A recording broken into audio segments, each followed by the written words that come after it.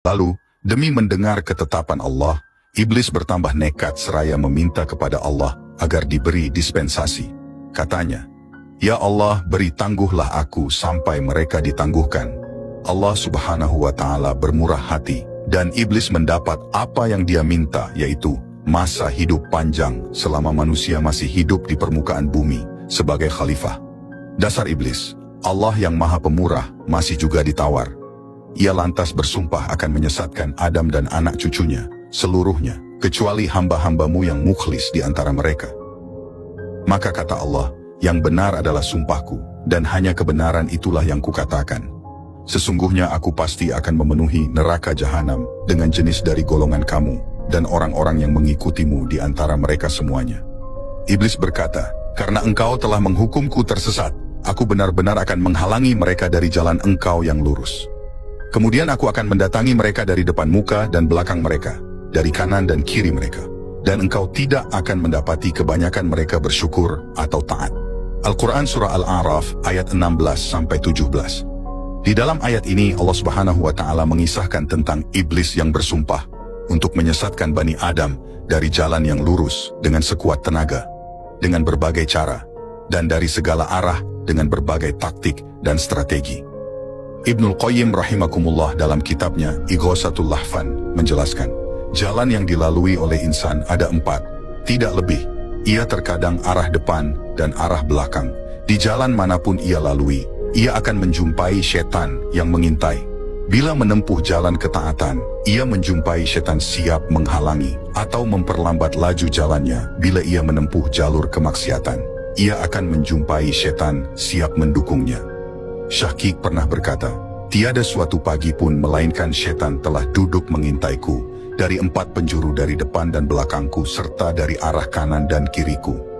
Ia pun berkata, jangan engkau takut karena Allah Subhanahu wa Ta'ala Maha Pengampun lagi Maha Penyayang, maka aku membaca. Dan sesungguhnya aku Maha Pengampun bagi orang yang bertaubat, beramal solih, kemudian tetap di jalan yang benar.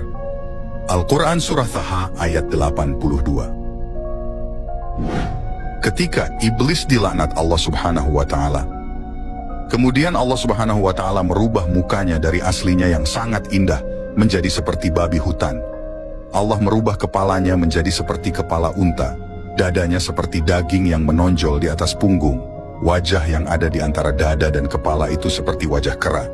Kedua matanya terbelah pada sepanjang permukaan wajahnya. Lubang hidungnya terbuka seperti cerek, kedua bibirnya seperti bibir lembu. Taringnya keluar seperti taring babi hutan, dan janggut terdapat sebanyak 7 helai. Setelah itu, Allah mengusirnya dari surga, bahkan dari langit, dari bumi, dan ke beberapa jazirah. Dia tidak akan masuk ke bumi, melainkan dengan cara sembunyi-sembunyi. Allah telah melaknatnya hingga hari kiamat, kerana dia telah ingkar dan kufur. Walaupun sebelumnya iblis sangat indah rupawan, mempunyai 4 sayap, banyak ilmu, rajin ibadah, menjadi kebanggaan para malaikat, serta menjadi pemimpin para malaikat muqarrabin. Tetapi semua itu tidak menjadi jaminan sama sekali baginya. Allah Subhanahu wa Ta'ala telah melaknatnya hingga hari kiamat kerana dia telah ingkar dan kufur. Walaupun sebelumnya iblis sangat indah rupawan, mempunyai 4 sayap, banyak ilmu, rajin ibadah, menjadi kebanggaan para malaikat, serta menjadi pemimpin para malaikat muqarrabin, tetapi semua itu tidak menjadi jaminan sama sekali baginya. Ketika Allah Subhanahu wa Ta'ala membalas tipu daya iblis, maka menangislah malaikat Jibril dan Mikail. Lalu Allah Subhanahu wa Ta'ala berfirman, apakah yang membuat kamu menangis? Lalu mereka menjawab, ya Allah, kami tidaklah aman dari tipu dayamu. Allah berfirman, begitulah aku, jadilah engkau berdua tidak aman dari tipu dayaku. Setelah diusir, kemudian iblis berkata, ya Tuhanku, engkau telah mengusir aku dari surga disebabkan Adam, dan aku tidak bisa menguasainya, melainkan dengan penguasaanmu. Lalu Allah berfirman, engkau akan dikuasakan atas dia, yakni atas anak cucunya, kecuali para nabi, sebab para nabi adalah maksum. Iblis berkata lagi, tambahkanlah lagi untukku. Allah berfirman, tidak akan dilahirkan seorang anak bagi manusia, kecuali tentu dilahirkan untukmu 2 padanya. Nah iblis berkata lagi, tambahkanlah lagi untukku. Lalu Allah berfirman, dada-dada mereka adalah rumahmu, engkau bisa berjalan di sana sejalan dengan peredaran darah manusia. Iblis berkata lagi, tambahkanlah lagi untukku.